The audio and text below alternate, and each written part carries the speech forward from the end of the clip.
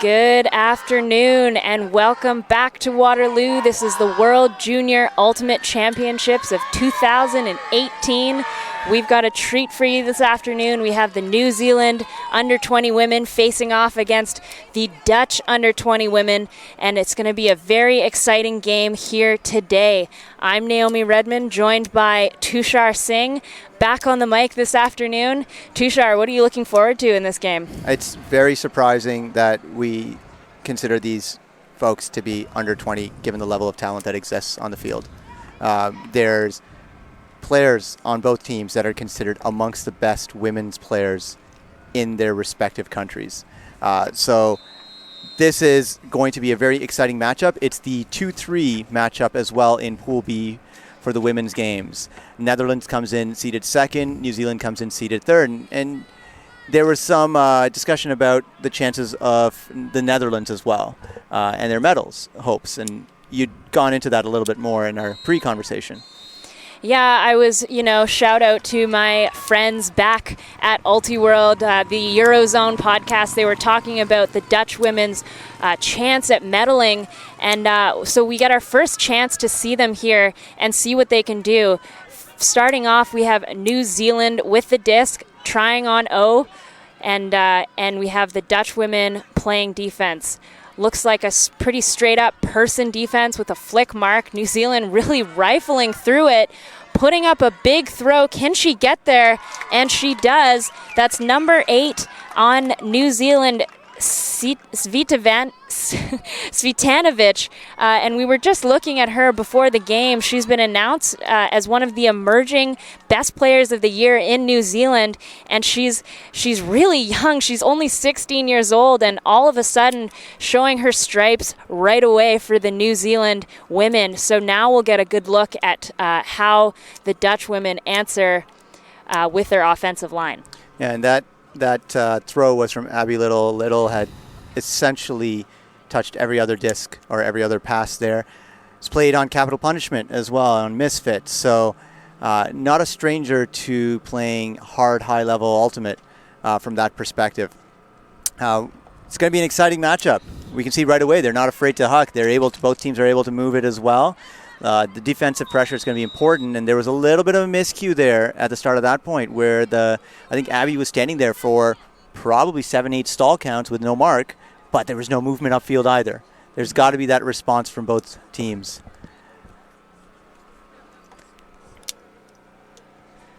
So New Zealand with a nice deep pull. The Netherlands having to take it. They're still behind their brick mark before New Zealand's able to set up on their defense. We're seeing a person coverage here as well.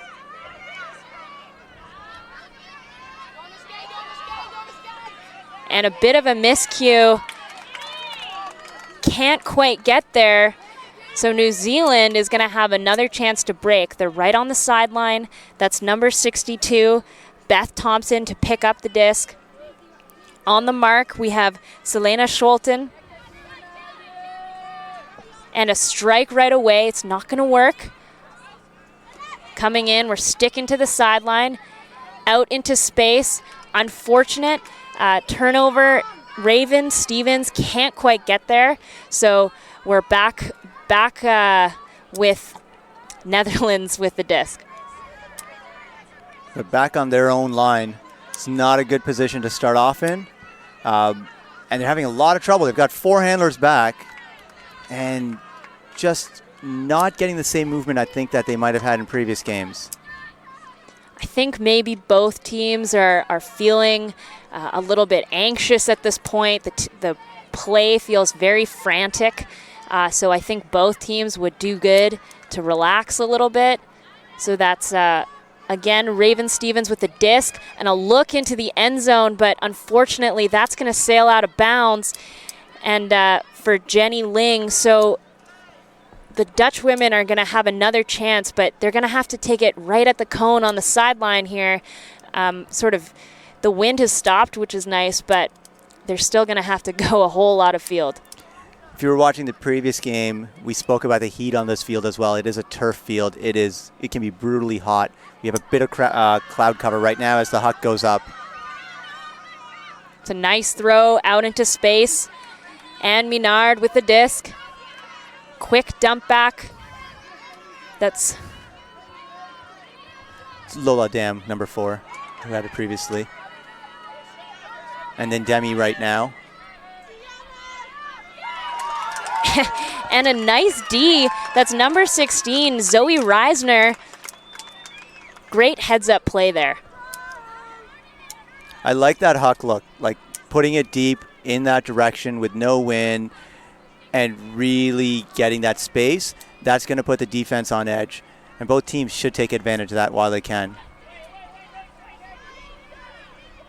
New Zealand pinned on the cone. And a nice heads-up play. She can't quite get her hand under it. Nice bid by, is that number 15, Nicole Svensson.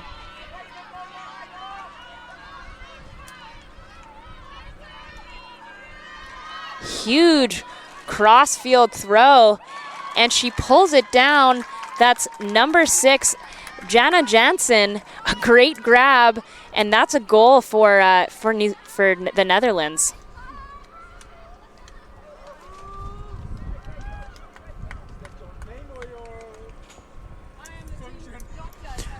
A good point. We can start to see some adjustments. Players are definitely having to make side steps or small adjustments or slow up when they're catching the disc on the in cuts. That's going to need to be a handler adjustment there to make sure that the throws are better. And that beginning and start of the game has that energy where you're feeling it out. This is also the second game of the day for both of these teams. So they had a little bit of a break. They didn't have an intense warm-up on either side. So we're going to see that develop now as they get into the flow of the game and they become more relaxed as well. But 1-1 at this point. And that's also the sort of lighter warm-up. That's a coaching call. Looking at the heat, it's about 25 degrees Celsius, not including the heat coming off of the turf. That's in the high 70s for Fahrenheit. So it really is hot out there. It's hot up here in the booth too. We're really starting to feel it. So now we have New Zealand, Ono, middle of the field. That's a nice throw out into space, and she tracks it down. That's number 25, Farron Halliday. And a crossfield look, tons of room in the end zone, and she tries to throw her receiver open. That's Bridget Forsyth, but can't quite calibrate to connect that.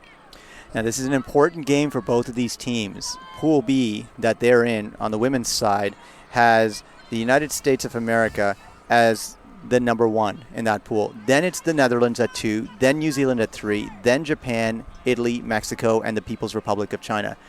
In order to have a shot at a medal, they need to finish top 3 to go into a power pool. And the top 4 from that power pool will actually go on to the semifinals. So they need to win this game. It's an important game for both teams.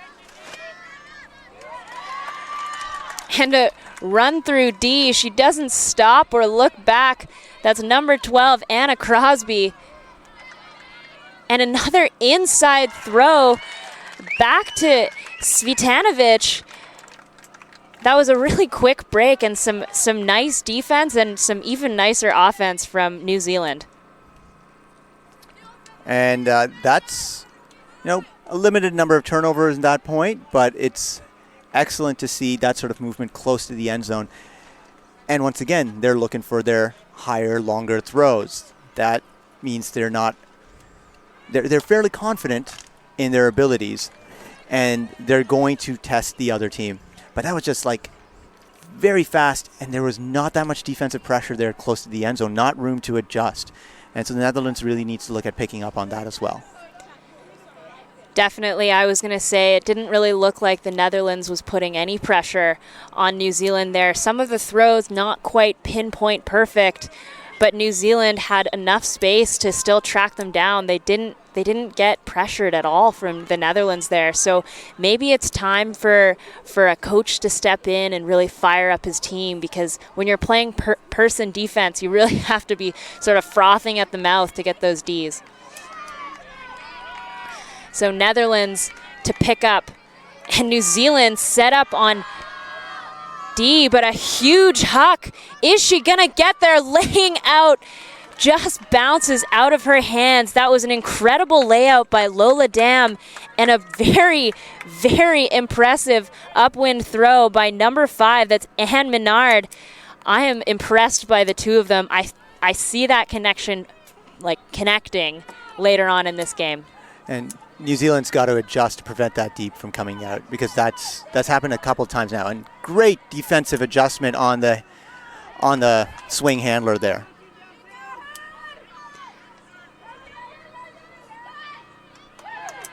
Nice collection. New Zealand on the sideline throws up a huck, but there's some orange in the area. And a D. That's number 62, Emma Skorl. Great defense, good heads up D. The Dutch women are going to have another chance to work their way down. Jansen going to pick up. A little bit of a horizontal She's stack looking here. deep again, but takes the easy under. That's number 4, Lola Dam. Out into space, she's got lots of room. Rips a huck. Is it going to float out? Looks like it. Unfortunately, just not enough spin on that disc and a little bit of an inside-out edge, so that pushed it right out the sideline. And Johnson knows that she could have done a little bit better there. She walked to the field, just gave herself a little bit of a talk. That is being called a never in. So that's going to come in right at the cone. A little bit of a misfire there by Beth. And quite frankly, this is the toughest place to pick up the disc on the end zone. You're right at the front. There's not a lot of room to work with. But with a lot of patience, she puts it out into the middle, and there's an up-the-gut shot. That's to Lola Dam. The Netherlands back on the board. We're all knotted up at 2s. It's an important point in recovery for the Netherlands. You don't want to go down that 3-1 this early in the game. So it's still going both ways, and we're seeing the character of both the teams now and the players and who are going to be the major movers of the disc, so to speak. So coaches should be making adjustments now, especially on defense, and putting pressure on, because we've seen relatively the same people picking up again and again, and also sending it deep. And I think on that point, we saw a few more hucks than we've seen from the past from the Netherlands. And I think that's probably what their strategy will be moving forward. They just have to tighten up their throws a little bit. But that throw from Anne Menard to Lola Dam, they were teammates on Groot, one of the teams that went to Cincinnati representing the Netherlands at the World Club Championships just a few weeks ago. I believe both of those players were there. They might have stayed in and around North America in the meantime, and they clearly have a good connection. That was an incredible throw. New Zealand into the middle. That's Anna Crosby with the disc. And another huck looking for Abby Liddell. She gets it. She's right on the end zone line. And a lot of defensive pressure. A bobble, a D, and eventually a drop. So now the Netherlands is going to have a shot at a break. It was far too crowded around the disc there. There wasn't a clean opportunity, and the handlers need to make that possible for a dump or an upline. They really need to work on that. Very stagnant offense. And that's Fleur Coulaerts picks it up, throws out a huck. It's a big one. Unfortunately, a little bit too far for the receiver. That was number 12, Isa Monkau. So New Zealand. These women are fearless. That is the only thing I can say now. If they're throwing that and completing that, and they're so confident with this as well, this is great to see. And the sort of high quality ultimate you do want to see, where they're willing to take those risks knowing that they can push it, and they're fast. New Zealand throwing some nice inside forward shots all the way into the end zone. That's number 25, Farron Halliday, and that's a nice point for New Zealand.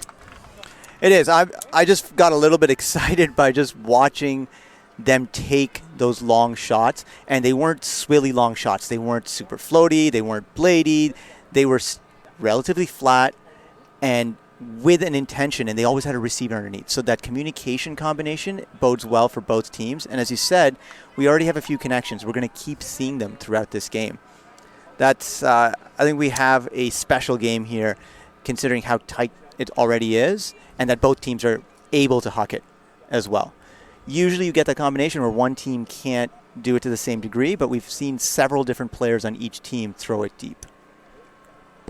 Absolutely, and I think that's one exciting thing about Worlds is earlier in this day we saw some other teams, for example, Australia and Japan, whose styles were so different.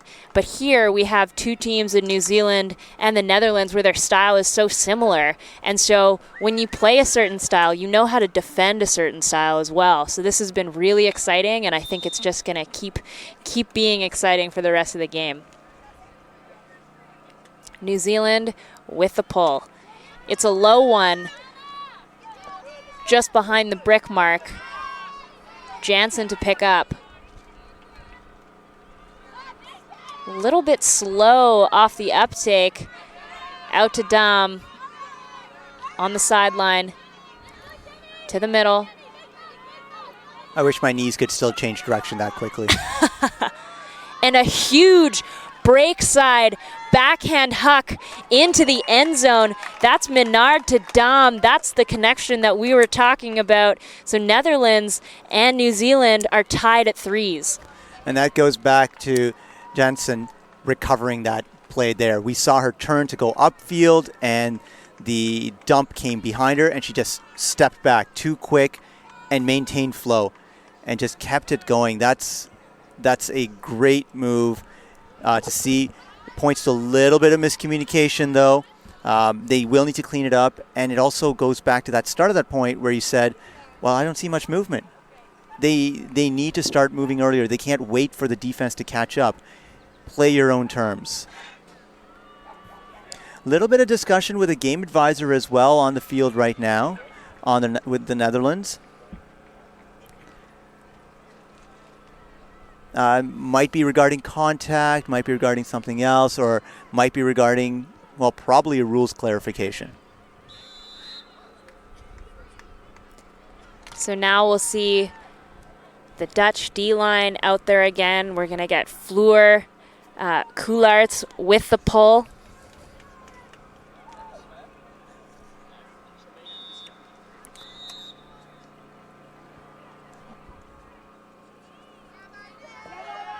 Nice pull, going downwind, still lots of float.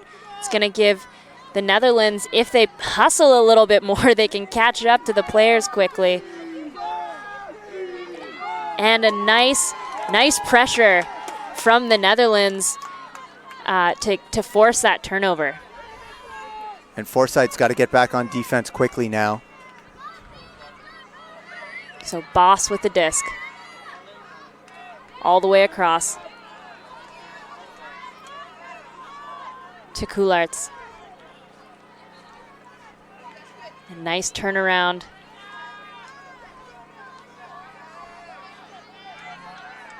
High stall count. Lofted up into the end zone. And Coularts almost gets it, but there's two New Zealand players in the area, and she can't hang on to it. And she's got to turn and look earlier. That was a stall 6 throw.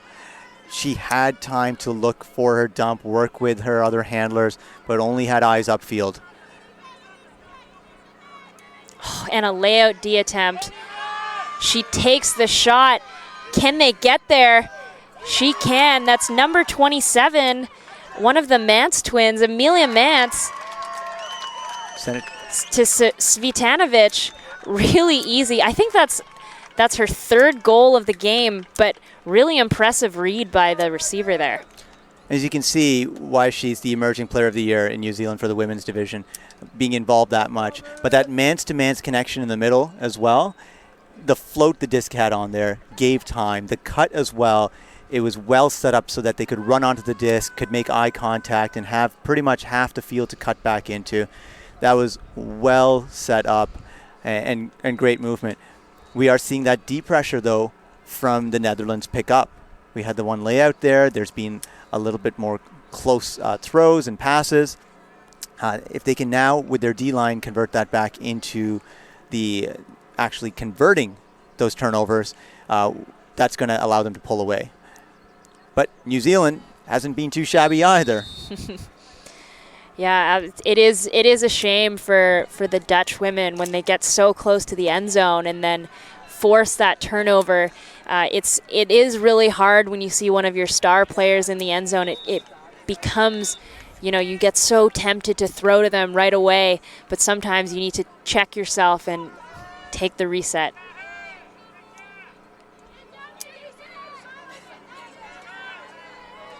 Shot to the middle.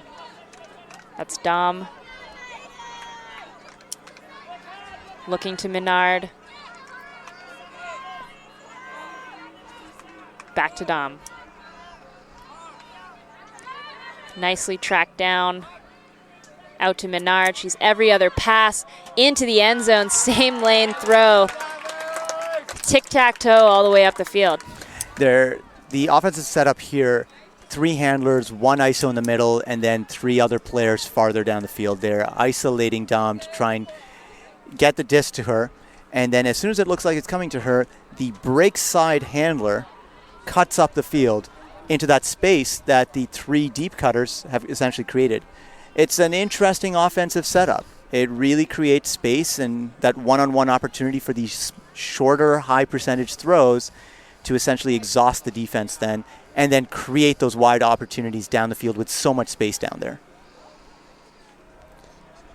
On the contrary, though, it looks like the backfield is very stagnant. It is. They're not moving, and I feel like they're intentionally not moving because they're waiting to key off. And then also when it moved there was a one, like it was all 4 side cuts too. Mm-hmm. Like it was all open side cuts. So the defense needs to amp up there a little bit to prevent cuts to that side. We haven't really seen break throws this game either.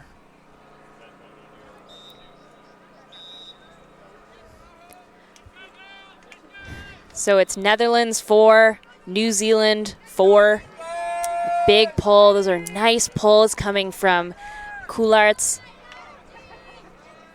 into the middle. That's Emma Doyle. Zone.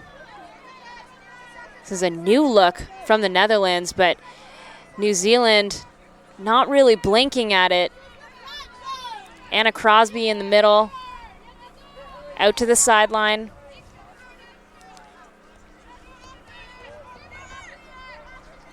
And a shot tracked down nicely. That's Bridget Forsyth, the youngest player on the team. She's only 15 years old, but she gets it to Halliday, and that's another goal for New Zealand. Throwing that invert, that's guts right there, to throw that invert on the line with that much pressure around you as well. And that might also come from being the youngest player on the team. You might have always just developed with those throws and those percentages. There's a little bit of freedom to operate when you're the youngest.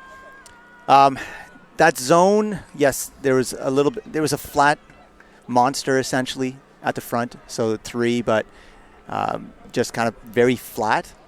The mids also looked to be 2 deeps as well as 2 shorts, but the swings were just wide open, so it could keep going upfield with the swings, and then the throw that happened there was because one of the players essentially transferred their offensive player to another one, but they didn't recognize that pickup. So there's a danger with when you have these transfers and don't have 3 in the middle that you can get overloaded really easily.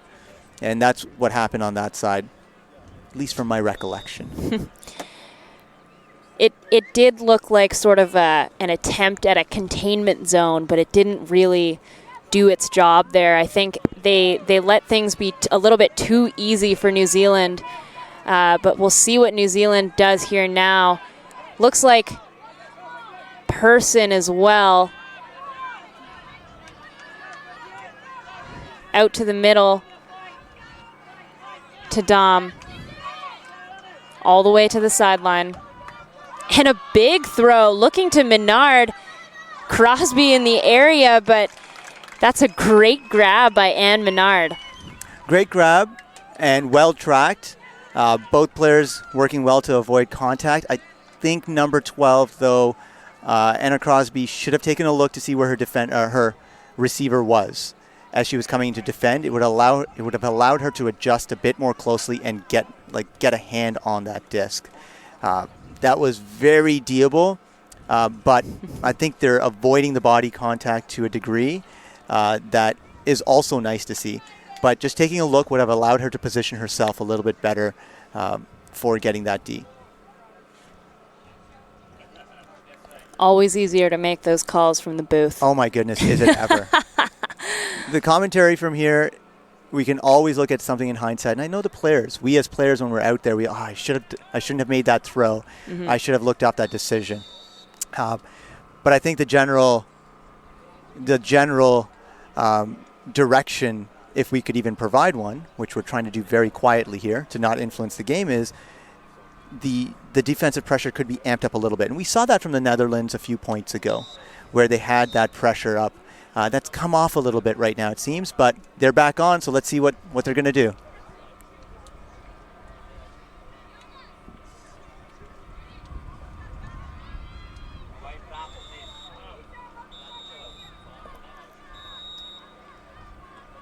All right, 3 whistles.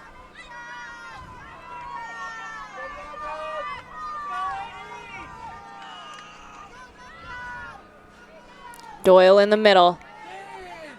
Netherlands out with that same zone again.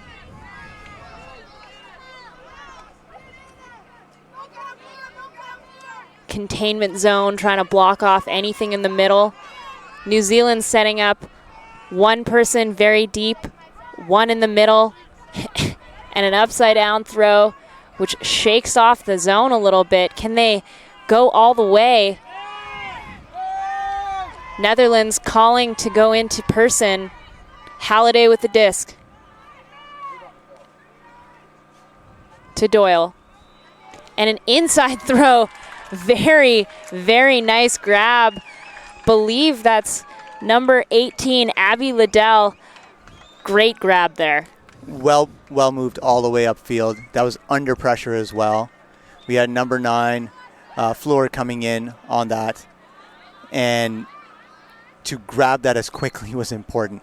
Emma as well, Emma Doyle was moving that up every other pass up the field once it was inverted to her. And now New Zealand calls a timeout. I think they're going to shake things up a little bit as it is now 6-4 and the booth starts to heat up. 6-4, 6-5. Sorry, 6-5 and...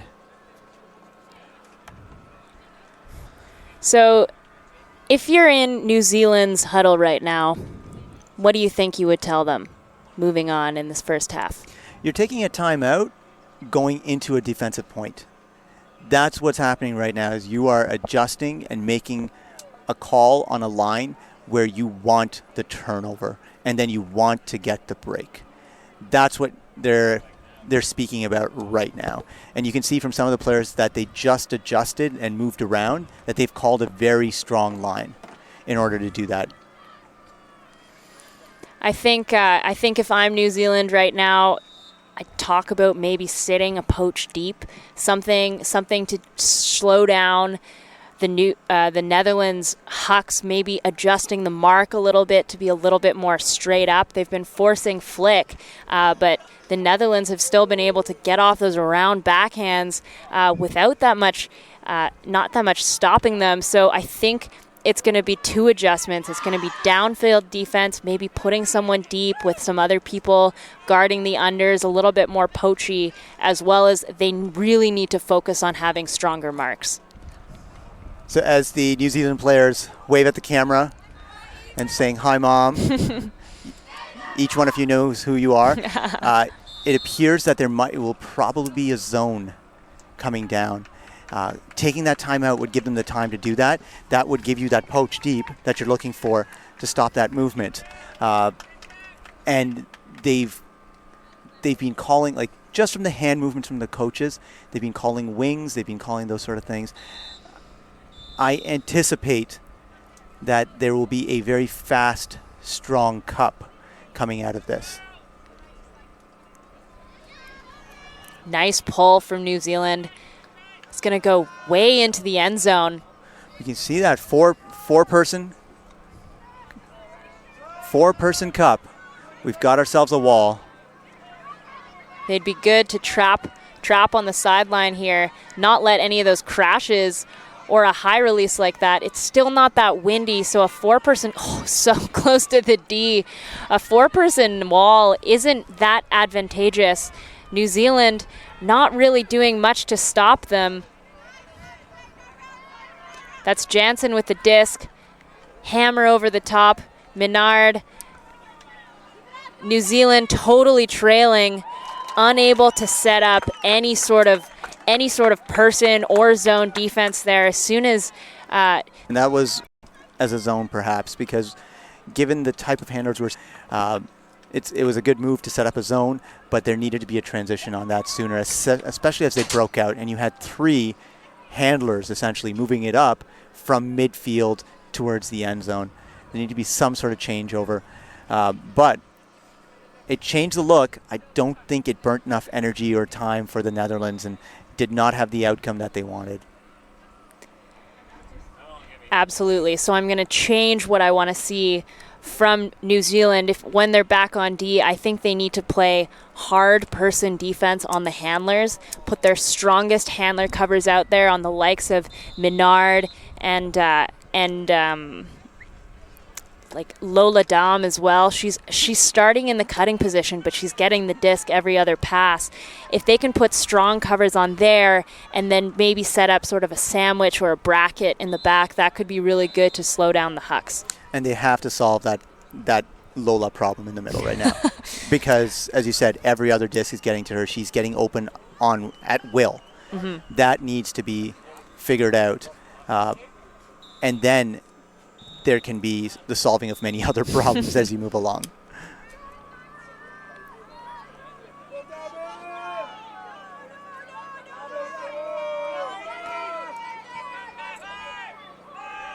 New Zealand to the middle. That's Emma Doyle. There's a left open player, uncovered player out there, and I don't think New Zealand saw him.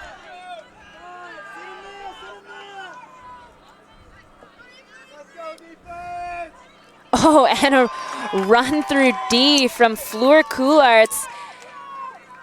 The disc is going to go out of bounds. It's a great run through D. Otherwise, New Zealand had been moving the disc relatively well, but now this D line is going to get a chance to break. Yeah, Fleur has been doing that, looking for that. She's been doing the layouts as well. And answered, and that's Svitanovic. Pardon on the name pronunciation. I'm going to get it by the end of the game. Oh, and that one is probably not the best idea, but a good box out by number 18, Abby Liddell. That was a bit of a messy point for the Netherlands. Right off the go, Amelia Mance was open for 2 or 3 passes on the New Zealand side, and New Zealand didn't recognize that, but that's not a defensive error that should be made at any point, but that needs to be cleaned up. A little bit of concentration or lapse in concentration there as well. And then the reset on the offense, that's a heartbreaker. Mm-hmm. But I think they have to pick their heads up now. The body language has changed a little bit. They have to get their energy back into their sideline and start grinding to this game, because next point by New Zealand is half. And I would say in the games that I've seen earlier today, you could really see the heat affecting the women on the field. They look like they're sort of running through quicksand right now. Everything is moving a little bit more slowly. They're working so hard, but they're not moving as fast as maybe they were at 9 a.m. this morning. Yeah, there's a definite pep in the step in New Zealand right now, though.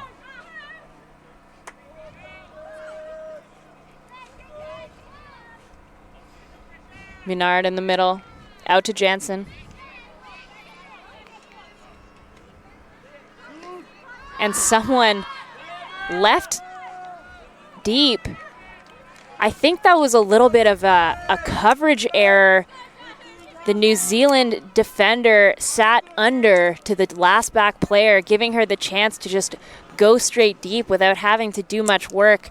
Unfortunate throwing error, but honestly, like, that could have been a goal right there. And that probably should have been, and that throw came from number 4, Lola Dam. Another huck, that's a big one, but it's slightly downwind and it's going to be out of the reach of number 28, that's Sunny Zhu. Netherlands back for another chance now in perhaps a better position than where they received the disc. They're essentially at the break mark.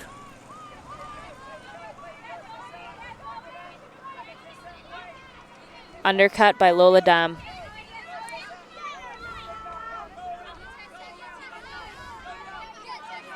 That's Squirrel. Not a lot of options, but a nice break throw. It's going to get picked off by Sunny Zhu. Crosby picking up. Oh, and a nice D attempt by Squirrel. We're just about at the brick mark, right in the middle of the field. Crosby, not a lot of options. Looks at the inside. That's a nice throw all the way to the break. But Raven Stevens can't quite get there.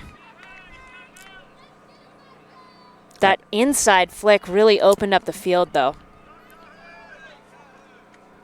This is it looks to be a point where the Netherlands now, starting from their end zone line, are just going to have to grind it up the field. And it's probably going to go through number 4 every other pass.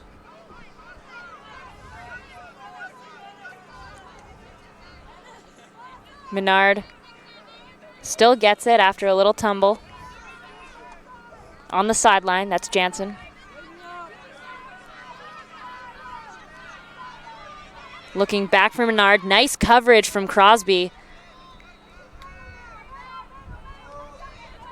Lola Dam. Trying to direct. Jansen having to work hard on this point. And going deep to It's Lola. A big throw. It's not coming back in, though. That's too bad. A little bit too much loft on that. Maybe a sign of the fatigue. She was really getting run into the ground during that point. And there's a lot of deep breaths. No one is hunched over, though. That's a good sign, although that just might be what I see in the Masters division where I'm used to. You can also see the jerseys fluttering a little bit. The wind is picking up from time to time.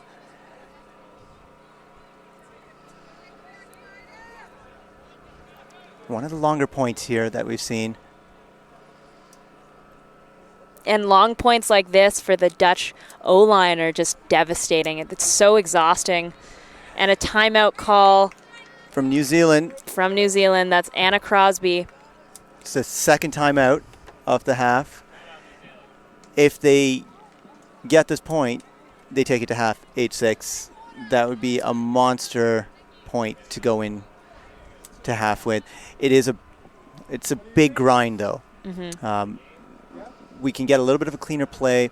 What we've seen from the Netherlands is that their receivers have really stopped cutting as hard. Mm-hmm. We've seen a little bit of a loss of footing as well from time to time with the cutters. Might be due to the field, but the handlers need to be cutting hard as well, making sharper points. This should allow everyone to catch their breath. Given their juniors, they should be back to 100% now in about 30 seconds, and we'll go from there. I think it's New Zealand will be picking up right at the front cone of their end zone.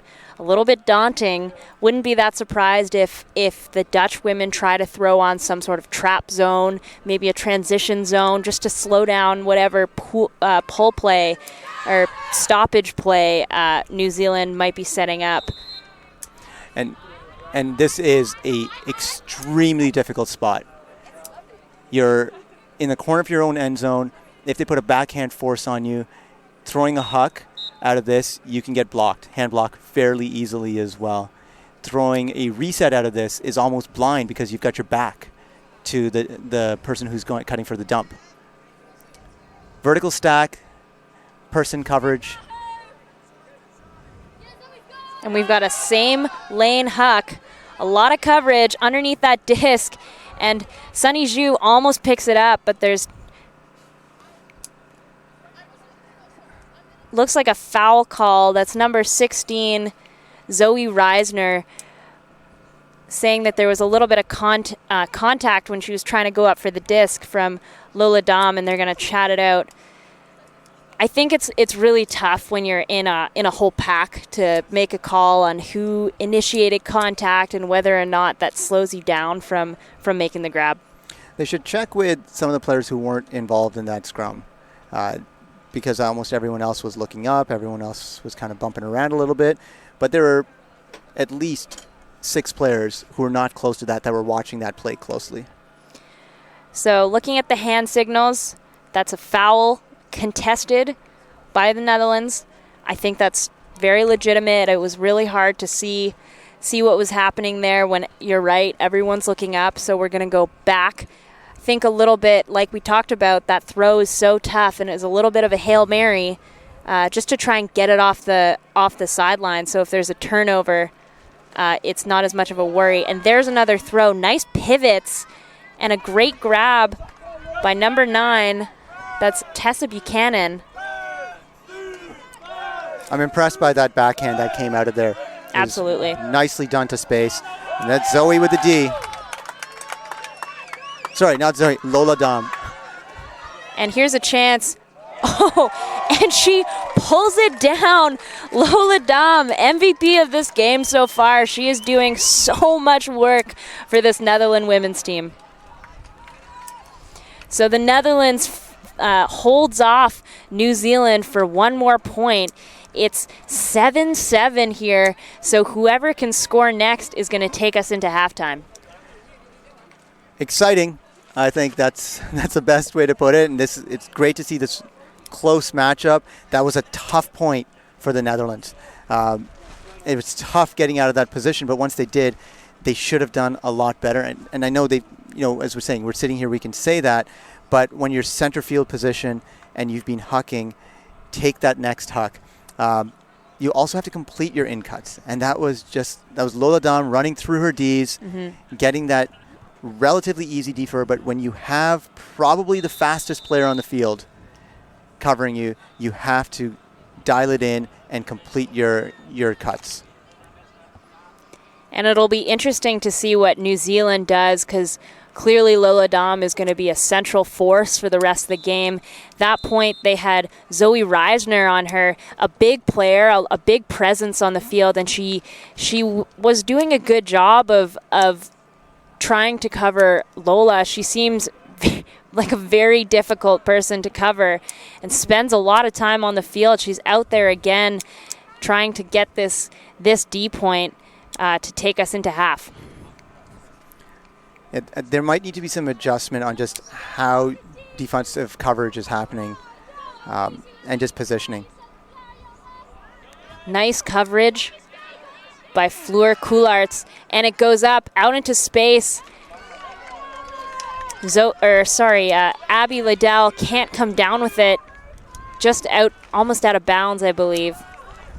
So Anne Menard is going to pick up. We've got Jansen set up in the middle, a vertical stack, tight vertical stack from the Netherlands. Nice undercut, but picked up. Great switching from New Zealand there. That was about the only way that could be covered. Oh, unfortunate.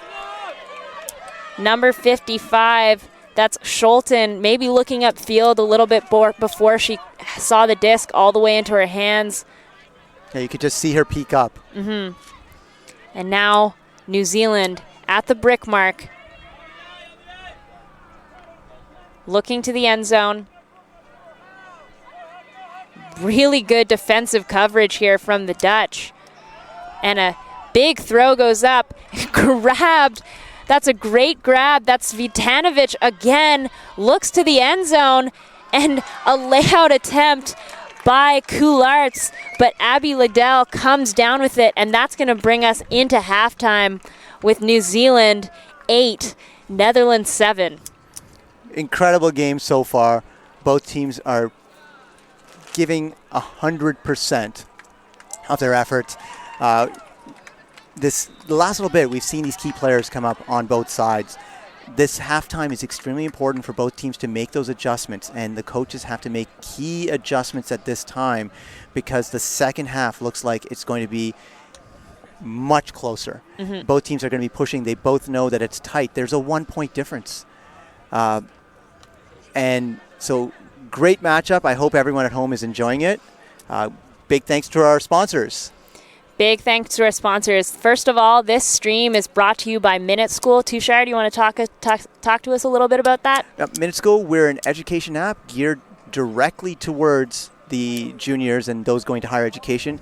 We've been involved in the Ultimate community for decades now, and we just love to support the community and people coming together and learning and supporting each other. Happy to support the stream along with the other sponsors that are here.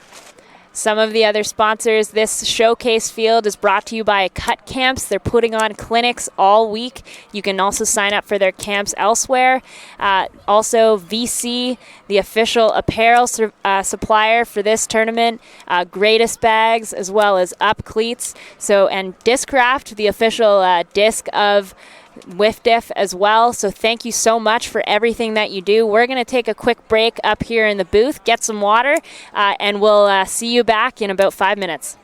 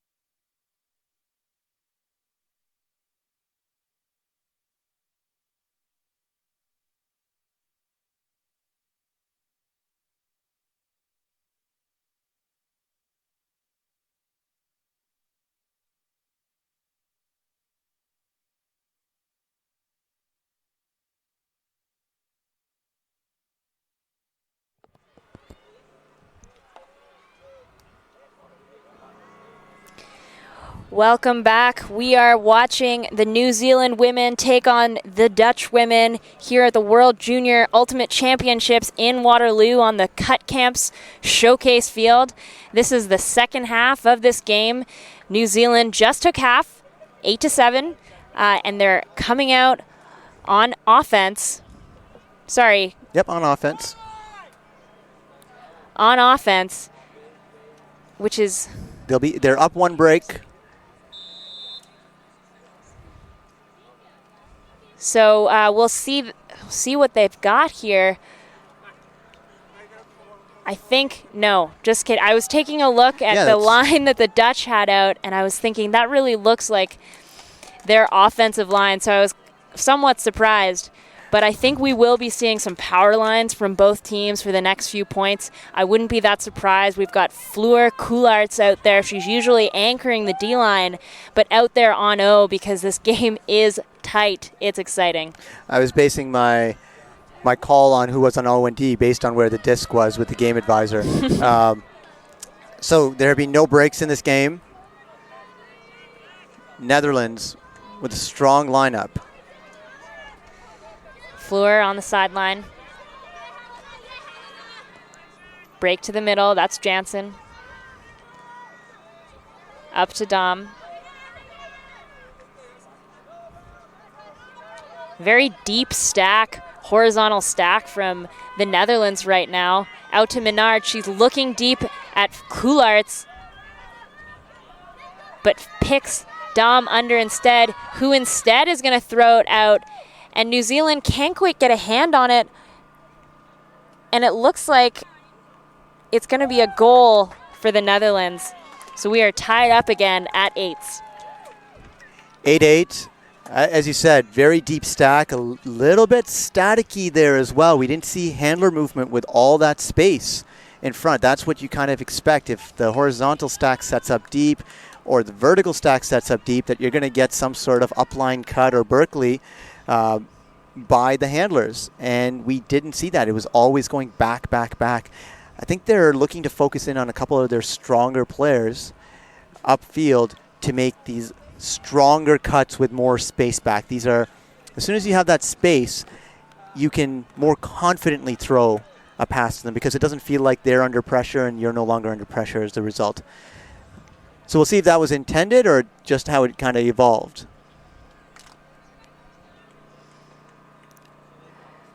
So we have the Netherlands back on defense here, sniffing for a break. We've got Fleur Coularts on the pole. She's been putting up great floaty pulls today that have been going all the way to the New Zealand end zone, putting on that pressure. We got to look for this Netherlands team to hustle a little bit more down on the pole, put some pressure on New Zealand. That's going to land right at the front corner. Number 12, that's Monkow coming in hot, shutting down any option for the New Zealand thrower here. Stall count definitely getting high. She's going to put one up, and that's a nice read. But we are trapped on the sideline. A lot of pressure from the Dutch team. All the way across. Good recovery so far. And as I say that, commentator's curse comes in. But that was a tough few passes to get through. Very high stall counts. And that can take you off your game. That's why defensive coverage, getting it down there in time, is so important. And then Netherlands starts with a timeout immediately as well. That's an interesting call. What do you think about that call? That is a very interesting call this early in the half.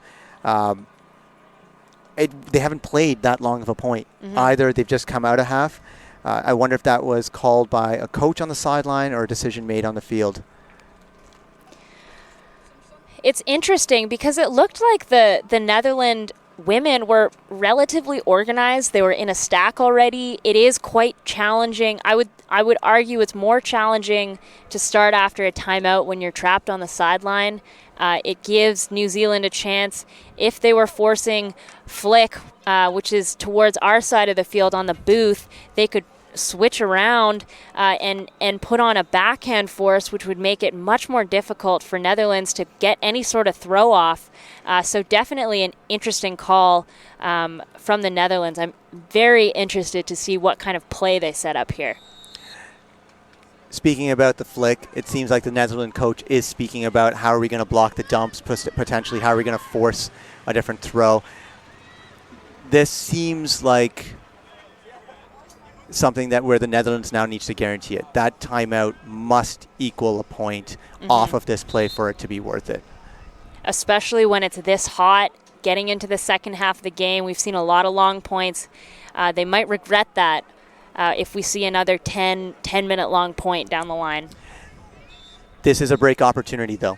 If it's such a tight game, this is that opportunity where they will then essentially get that one chance that they need. And from there, all they need to do is keep it converting on O, but just grind on D a little bit. But it changes the balance of the game.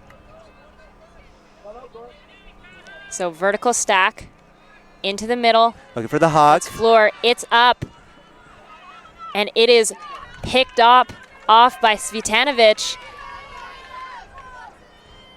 And just like that, a wasted timeout. The throw goes up.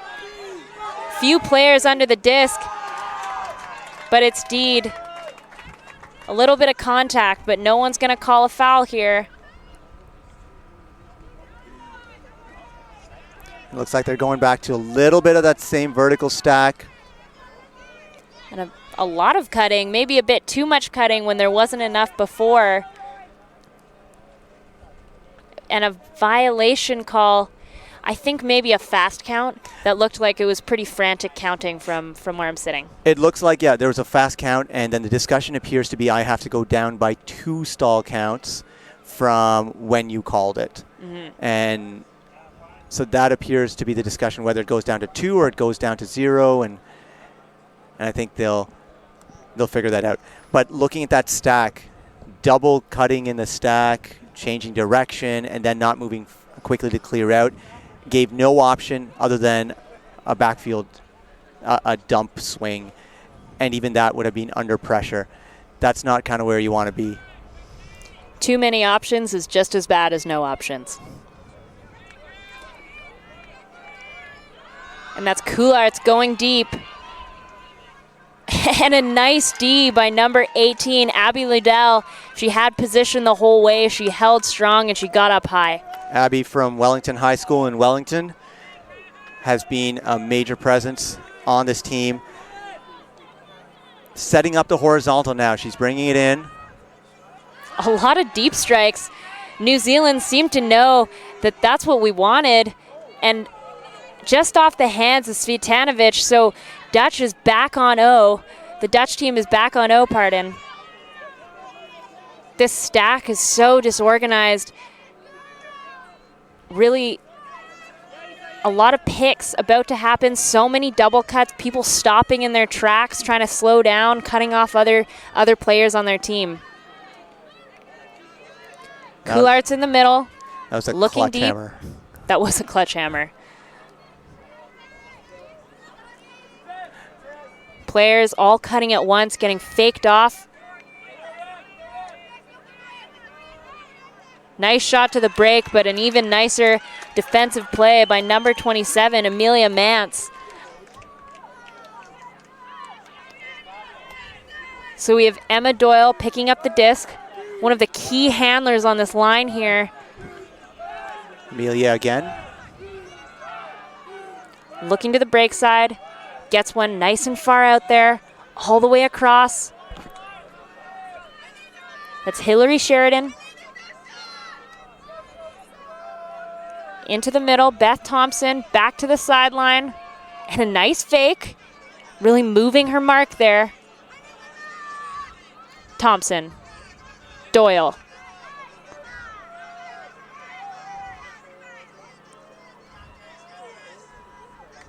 Thompson.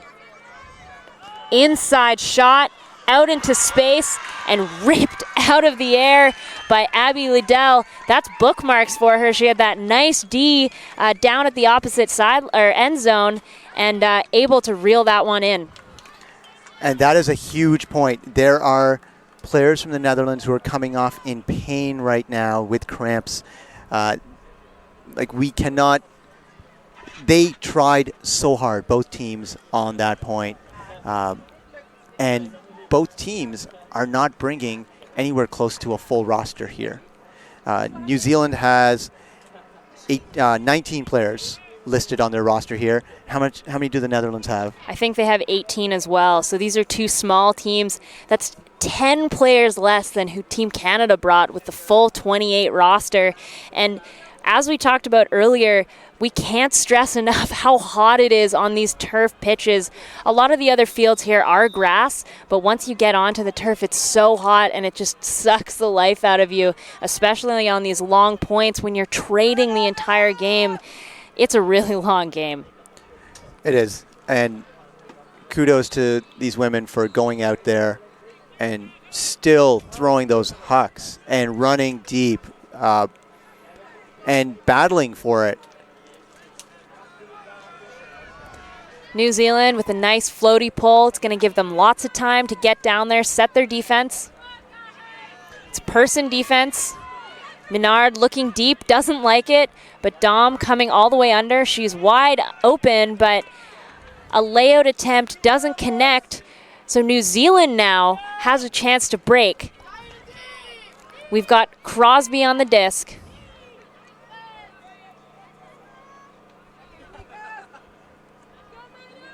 Reisner to Crosby. Inside flick shot, nice grab. And that is a break from New Zealand. They are up now. That's 10-8. New Zealand, we believe that's the first break of the game. Yes, that looks to be the first break of the game. And that catch on the break there was by Reisner, essentially. That's a tough catch to make, especially when you're tall, to go down by your ankles and catch something that's being zipped past you. And then just to turn and flip it in. Mm-hmm. Right? And that shows that you also have an end zone setup where you had players who were already cutting as if you were going to catch it. Mm-hmm. So great end zone setup, great teamwork there. On the opposite side for the Netherlands, that's a little bit of a blow. This is... We also saw in the last game where the New Zealand men were playing, they were not affected by the weather as much as the Swedes. So this might be something where the Netherlands is suffering a little bit more in these conditions, might not be conditioned to the humidity and the heat as it exists here. So we'll see. We'll see how this continues to develop. But the Netherlands right now just have to go out, execute, and score this point. Don't worry about being down, just score. Keep your team in the game.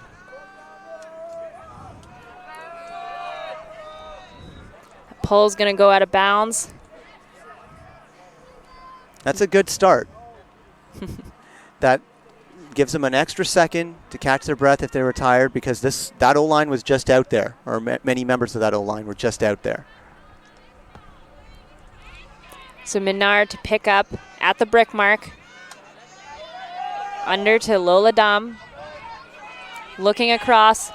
Oh, and just flips out of the hands of Jansen. She's been so reliable in this game, coming up with every single grab, and I think that might just be a little bit of fatigue. Inside shot, picked up off the ground. Nicole Svensson gets nice and low. Another inside. There's a lot of players in the traffic. 2 New Zealand players almost get there. But that's another break for New Zealand. And Tushar, do you think this might be the nail in the coffin? I don't think so, because I see Lola Dam out there cheering her team on and rallying, and that's what you need. You need leaders who will look at the situation and say, no, let's get back out there and let's fight. So while the momentum might have shifted towards New Zealand to a greater degree, there is plenty of fight left in the Netherlands, and there's plenty of players there who are willing to put into it. But the sideline for the Netherlands needs to get active now. I see plenty of the men from the U20 team here. They need to be loud. They need to be cheering. They need to be getting their teammates on the women's team back into this game. Absolutely, and that's the great thing about these Worlds tournaments, the camaraderie that's developed in between the country. People, they've never met each other before, they've never played together before, and this is such a fantastic opportunity of sportsmanship, of showmanship for these young people to get to experience here in Waterloo. And what we want is a close game. Mm-hmm. We want a game where everyone's tried hard and played well, and I think this is one of those games. We just, from a mental perspective, the Netherlands just needs to get back into it. In the first half, they showed us that they could do that. This might be just 1 or 2 points before they regain their focus. Got Menard in the middle. Dom. And a huge backhand break huck. Tracked down by Menard. A little bit of contact, but she comes down with it and calls a timeout right on the end zone. That's the second timeout for the Netherlands here. They better make it count this time. And it has, yeah, they better make it count this time. It might have been worth for her to take 1 or 2 stall counts just to look around to see the situation, but she'd also taken that hit, that contact on the play. And it usually only takes that one big pull to get your team back energized to say, yep, we connected deep, we're on that end zone line, we can still play. And I have to say, with Menard, with the disc in her hands on the end zone, I feel really confident that they can punch this one in. This is probably one of the top handlers for the team that was also at WCC. We're going to see, we should see a point out of this. I don't think it's, in either case, it's an error to call the timeout at this point. The issue is that there's still a lot of game left. They're at 8, and they don't have any timeouts after this one. And as we've seen thus far in the game, every point is so long. Every point is a grind. Even if every throw is completed and there aren't any turnovers, everything is contested. The defensive pressure is so intense in this game. And for New Zealand, a stand here would be great, but it's not necessary. They're already up 2 breaks. The defense has done a great job. If I'm a coach, I'm on the sideline right now. I'm trying to figure out how can I get, and I'm a Netherlands coach, I'm trying to figure out how can I get some breaks back right now. So interesting setup. It's a horizontal stack in the end zone. Not so surprising. We have Lola Dam initiating in the middle there for a connection from Menard. And they also have Coularts out on the other side. That's an around throw. Not too shabby. That's a hold for the Netherlands. Great connect. Mark got broken there for New Zealand. If it had held, it would have been a much tougher throw. Throw was also behind Lola by a little bit, but they converted. And I think that's the important part right now. And now the defense gets to come back on, gets to put the pressure on. And for New Zealand, they have to keep scoring because the momentum can shift back so quickly at this point. Absolutely. Looks like the Netherlands coach is calling a very strong line right now, keeping out some of those offensive players. We see Menard out there, also Lola Dam out there. She's played so many points in this game. I can't believe she's still running with as much conviction as she still is. And then Fleur Coulart's on the pull. She also just came off the last point. So Netherlands is really trying to take a stab at scoring another goal here. Well, you can kind of understand that. Like, you're a Sixers player. You're an elite player. When you get in the zone, is anything going to keep you off the field? No, absolutely not. No, and that's what I'm saying. Like, we are looking at elite players here at this tournament, and nothing's going to keep them off the field, and they're going to push hard. So Crosby picking up, out to Doyle in the middle. And a nice stutter step cut. But Doyle's already looking out into the middle of the field. Plenty of space. An unfortunate turnover. That throw just not quite what she was looking for. That's number 88. That's Maya Mance. Not enough rotation on that throw, not flat enough. I think it just came out of her hand not quite right. And as any handler who's been throwing, or if you've been ever throwing into the wind a little bit, you know what that's like. It just turns over. Lola Dam going to the bank. There's 2 New Zealand players in the area, but she comes down with it, looking for anything now. Dumps back to Jansen. And a huge flick out to the back. It might be it's out the back. Coularts tries to maybe do a little bit of a greatest action, but an unfortunate turnover. That was an unbelievable grab by Dam. You could see that cut went up. There wasn't much separation, and New Zealand's second defender came in, and then Lola just came under when it was floating and took it. Great read. New Zealand also going to put one out there to Svitanovic, and she runs onto it. That's a great throw. Lots of space out in front. A little bit of traffic, though. It's going to be tough to get this next throw off. That's a Hail Mary, and can't quite get there. That's a Mance. Stall down called on the sideline where that throw went up from. There's a bit of discussion about that. It appears that there's a turnover regardless. It's just disposition. That's one of the rules here. When there's a stall down, if it's called as a stall down, you can contest it and it can go back to 8 if the throw has been completed. So in this case, if it's contested, then it would be down out in the end zone where the turnover occurred. But otherwise, it's going to be down if the game advisor advises that was a turnover at the spot, then it would have stayed where Mance was, Mance.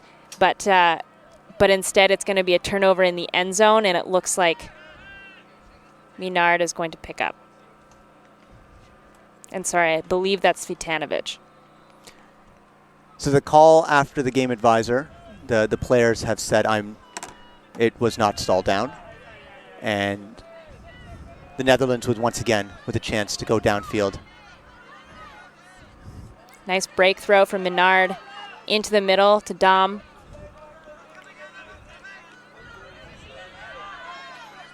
Jansen stepping out of the back roll, spending a little bit more time upfield in a receiver role.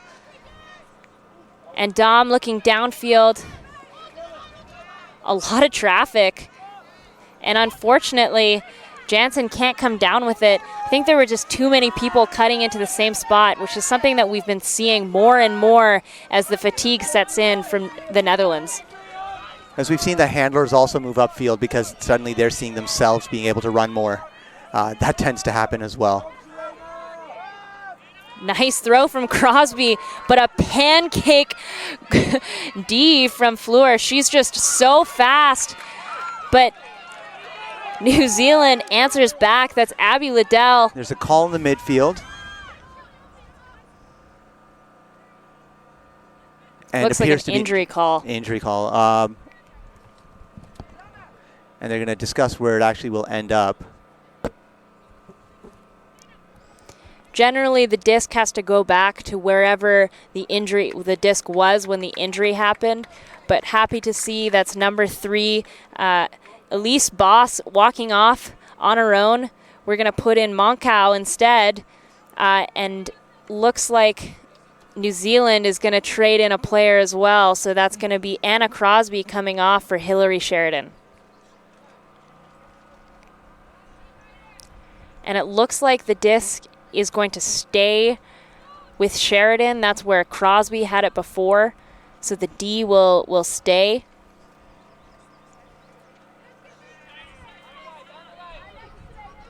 Looking upfield. And a lot of pressure from Minard there on Mance. She's gonna walk up to pick up the disc. 5-2 setup here. One handler coming back now. That's burning a lot of time. And again, 2 Netherlands players cutting into the same spot. That's really tough, especially when you see Coulart's and Dom usually playing on two different lines. And Coulart's possibly the fastest player on this team. She's gotten so many run-through Ds in this game already. That's a fantastic out-of-position run-through D. Yeah, coming in from the break side, going to the force side, and just getting fingertips on that. There was perhaps a half second or less amount of time where she could have actually touched that. This team is exhausted right now, but they're going to keep running. If I'm not mistaken, they're out of timeouts, so I don't think they have a choice. Nice throw to the middle. We've got Coulart. She's going to put up a flick. That's a perfect throw to Monkow. Fresh legs off that injury call. Dishes to Jansen. She's got the full break side, and you've got Lola Dom on the break side, and that is a goal for the Netherlands. So they're at 10. New Zealand still at 11. That's a nice point for the Netherlands. That is a necessary point at this point. We've seen the energy from the sideline amp up. We've seen the Netherlands men's team there cheering, bringing water, essentially acting as those additional support staff that is needed. Great support there. New Zealand still ahead, in good shape right now. They're taking a quick break. It appears that they took a timeout as well. So New Zealand called timeout to get that break that they need. And they're using it to just be happy right now and get a little bit cold water into themselves. But great energy this game. Absolutely. And I know, I think you know as well, those long points, when you don't get them, it's so devastating, and it's such a hard, crushing blow to the mentality and the morale of the folks on the field. And now some of them have to go back out there again and try and close out this game.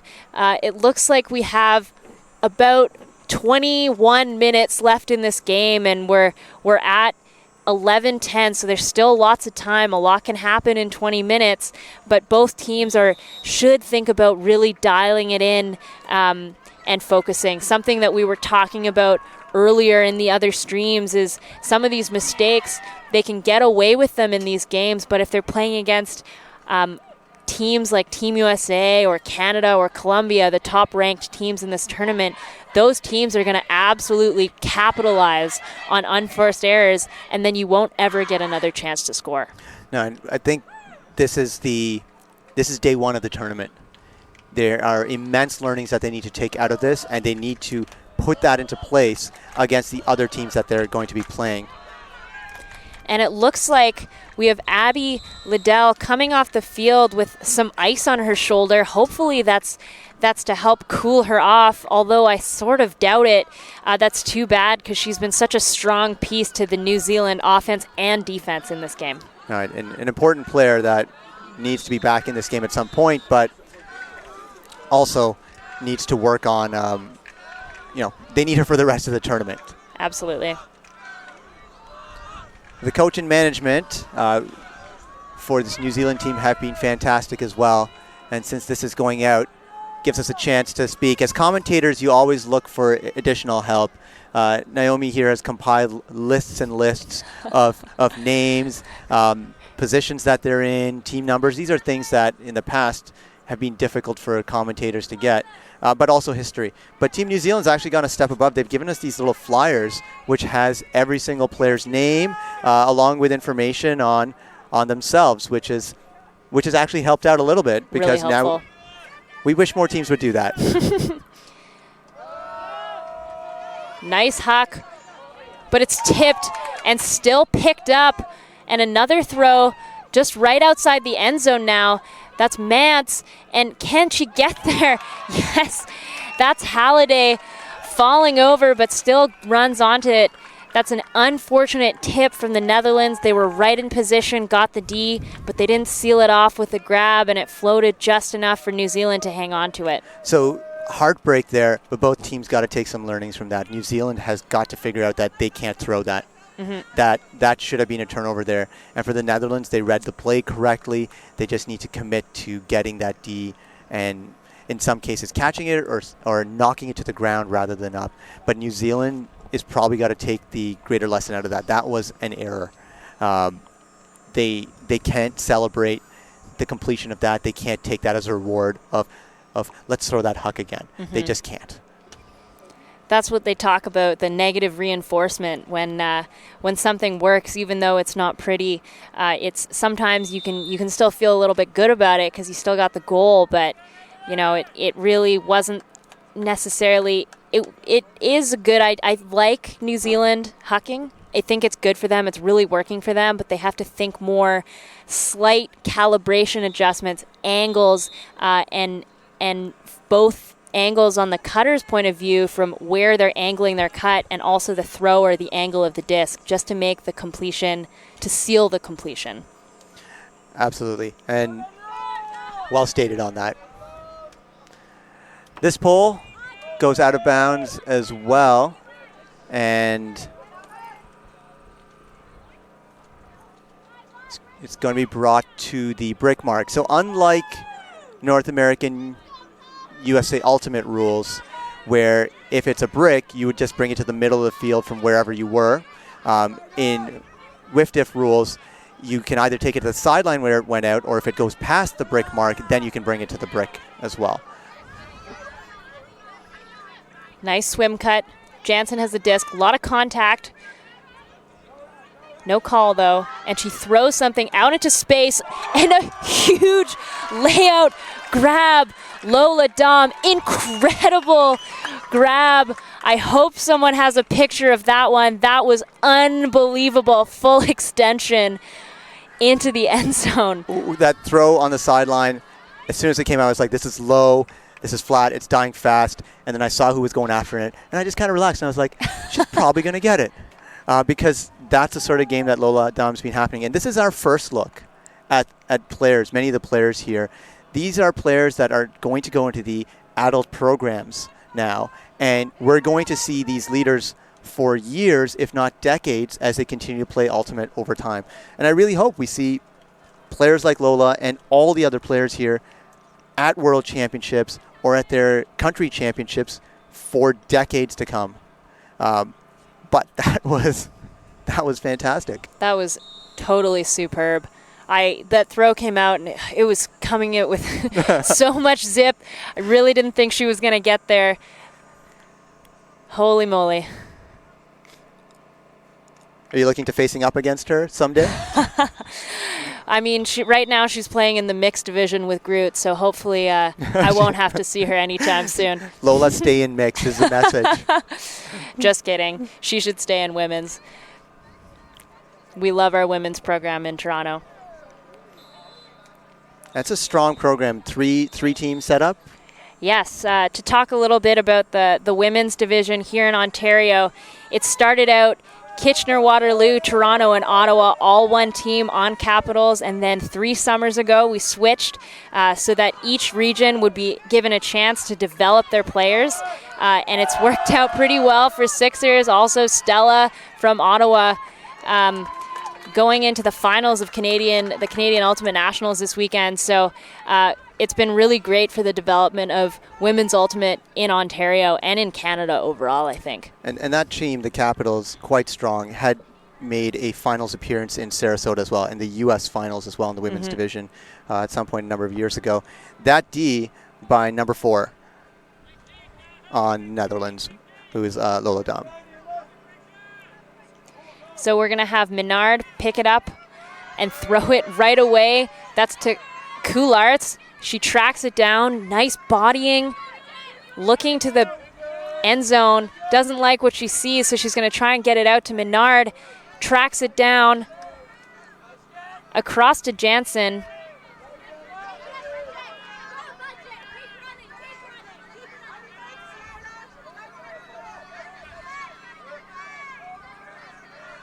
Not a lot of options. She's going to have to put it out there. Ooh. And a lot of contact. I wouldn't be surprised if there was a foul, like a strip called there, because it looked like she had stopped rotation, but just got bumped a little bit, and that forced her to drop that pass. Yeah, and that's a high stall count release. A lot of people are going to get under that. It appears that there is no call on that, not contesting it, so to speak, sorry. Or that they're going to have a discussion about it now. That's tough. There was a stutter step there. The handler didn't complete their reset for the swing. Kind of got stuck in that blind spot behind the mark. I do have to say, I want to call out Jansen right now. I think she might be the unsung MVP of this game. She's been so solid. She's caught so many things. You can see her back in the handler spot, up in the cutter spot.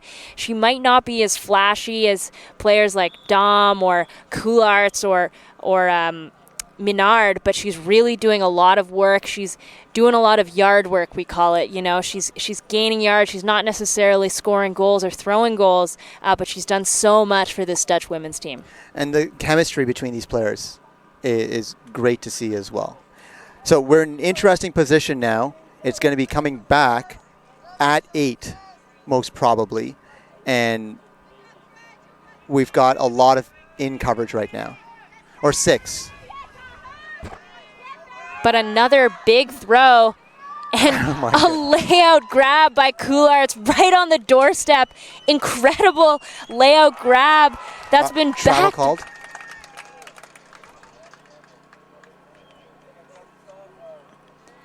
So there's a call on the play at this time.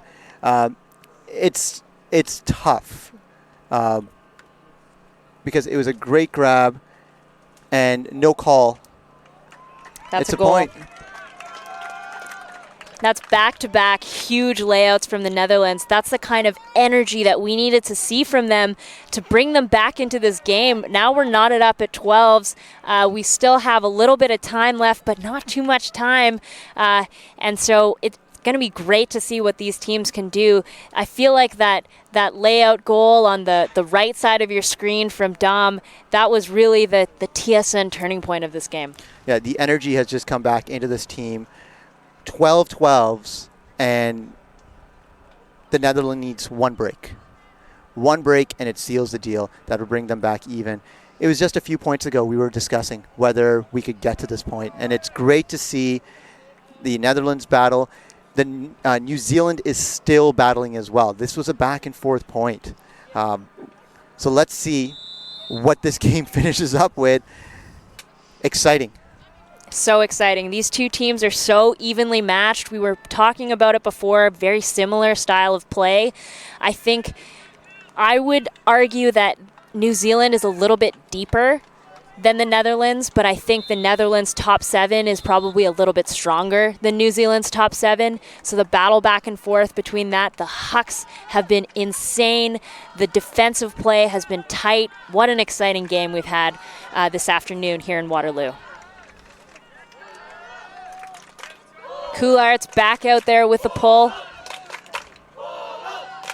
You see the same players, Menard up front, Dom in the mix as well. And a scoober and a layout D. Coulart's getting some height. She's going to call an injury, but man, was that worth it. And she's been laying out all game. And that's tough. I hope she's not out for the whole game, but definitely a great turn. And honestly, I think that might have been a hand wipe. That was her job done. She got the D. They can put out some fresh legs in there.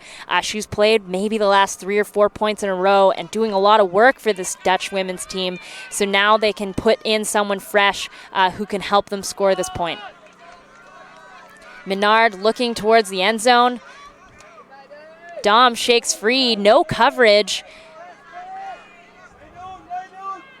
And Jansen, nice cut, puts one up, out into space. Defender has no chance whatsoever. That's another break for the Netherlands, and they have taken the lead for this game. I believe the first time in this game, Netherlands takes the lead. Yes, it's been basically trading points since the beginning until New Zealand got those 2 breaks. Now it's New Zealand that has the players that are calling them others on. Amelia Mance hyping up the team. Svedanovic doing the same thing. The intensity now from both teams is incredible.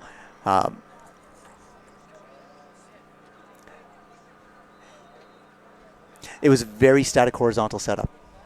And we saw basically no movement, and it's kind of like one of those learning moments of you most probably want to try and motivate your mids to cut a little bit harder. And it's so hard at the end of this game. We've only got a few minutes left, about 8 minutes left on the clock here, and New Zealand really has to dig in, their heels into the ground. They have to hold their ground and just get a point here. I think that's really all we can say about it. They have to slow down the Netherlands' momentum. This pole is going out of bounds again. It's been an issue all day on this field. Lots of poles going out on the far sideline.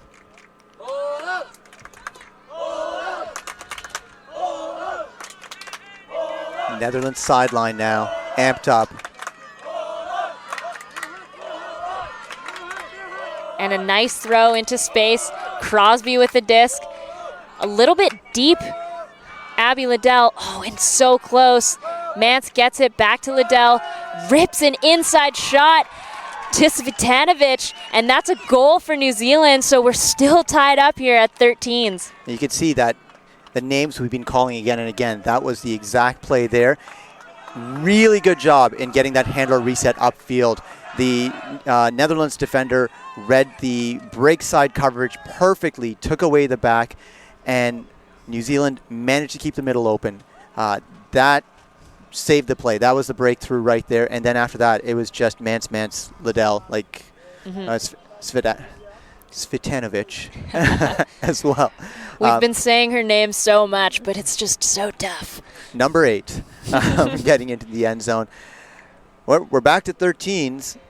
Netherlands now needing to execute and score it. If you were a betting man, what would you say the odds that we're going to see a double game point situation here? Ooh. I think we're looking probably at better than even odds that we're going to see that possibility. I have to agree on that. These teams are just so evenly matched. It's been so hard to get a break in this game, so it'll be good to see. That's Thompson with a pull. A little bit low again, but at least it stays in bounds. We've got seeing hustle from Bridget Forsyth up in front. That's the youngest player on this Lola team. Dom's wide open, no coverage. But great mark. And a block that's the very tall Sunny Zhu showing her length. Beth Thompson picking up. Back to Forsyth. Into the middle. Beth Thompson throws it around, but just not enough loft. Looks like she was fouled trying to break the mark. So foul called, and there might be a little bit of a cramp on the field as well.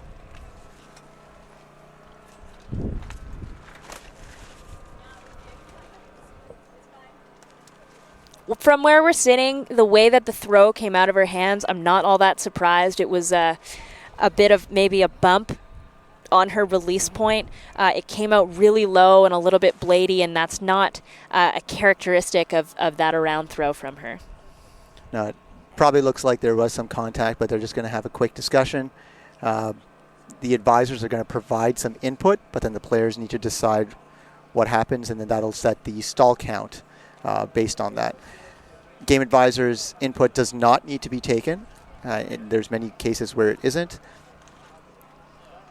And I would say that this is a time, it's not our fault, but we get so competitive when the game is so tight.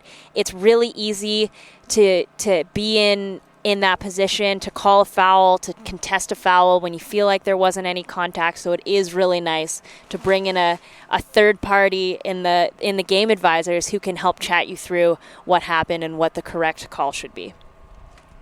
And this is, along with observers, game advisors, are by no means universally agreed upon subjects. Mm-hmm. There are many different opinions on whether you should have advisors or not, or observers or not.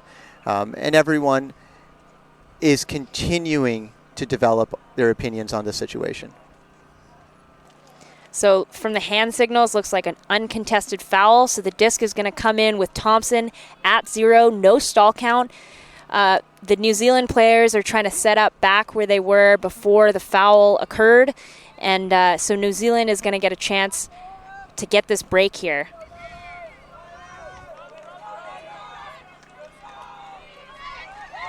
And a nice D.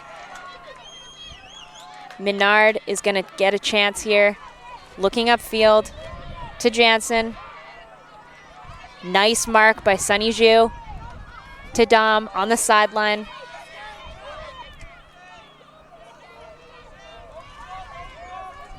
Lola's going.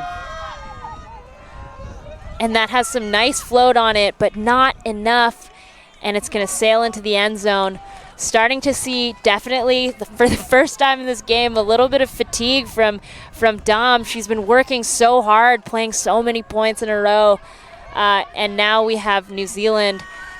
With a pick call coming out of the back of the stack. She was a little bit too open for that to be real, I think.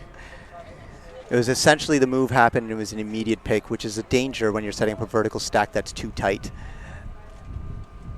And we've noticed this a lot today. These vertical stacks, they've been really tight, but kind of deep. That's a nice grab by Bridget Forsyth. Out to the sideline. It's one of the Mance twins. The wind has definitely picked up here. This is going to get tricky. You might see some bladey throws from that far side as New Zealand works into the wind. And good pressure defense from Dom, just off the hands of Beth Thompson. I think she saw in her periphery that body, orange body coming in and looking for the around throw. Can't quite get it off. That's Jansen.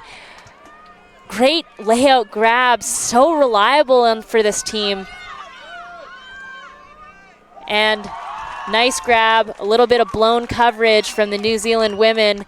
So that's 14. This is game point for the Netherlands women, and New Zealand has to score this to stay in the game. Yep, New Zealand is putting out their top line right now. You can see Liddell's back on, and we're going to see probably the Mance twins back on as well.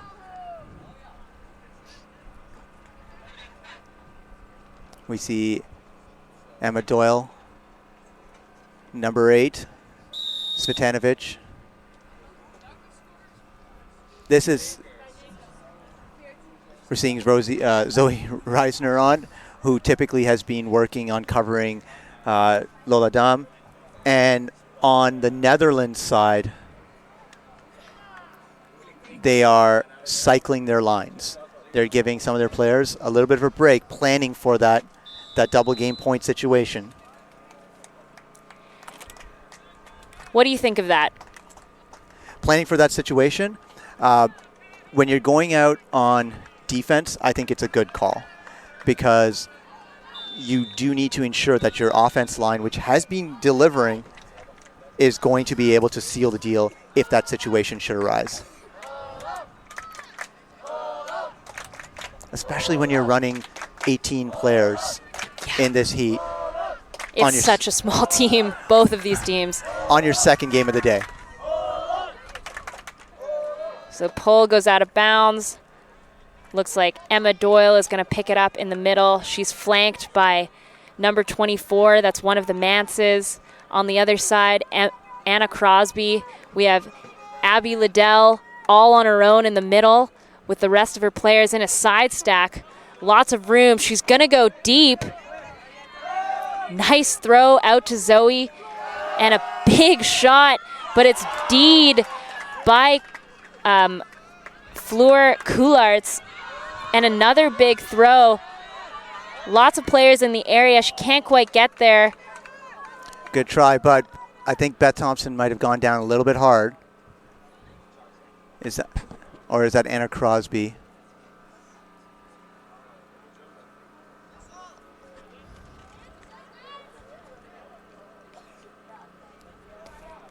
I wouldn't be that surprised if that might be a cramp.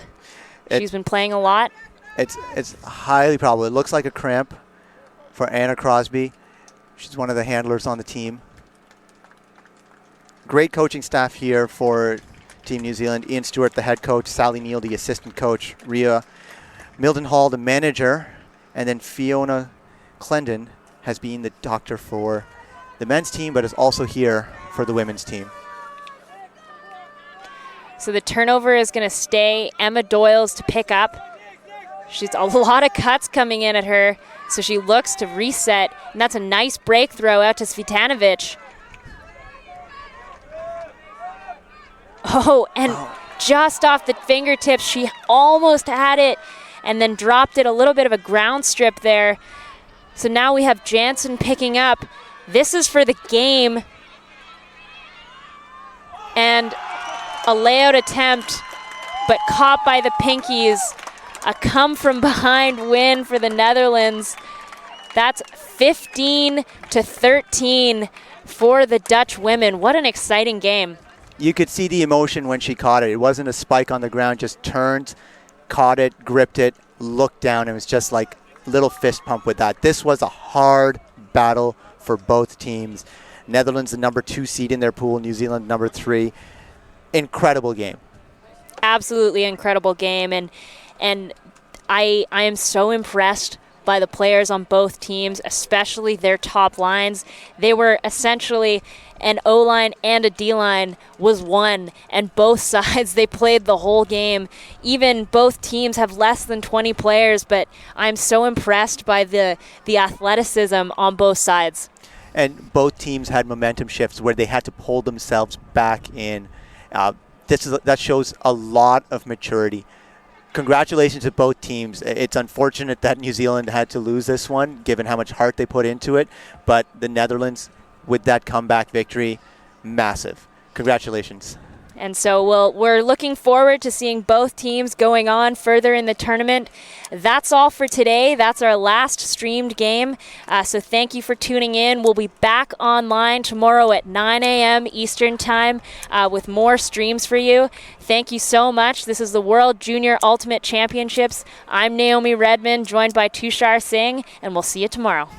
Thanks to our sponsors. Thanks to our sponsors. This is the Cut Camps Field here today, so we'll see you tomorrow.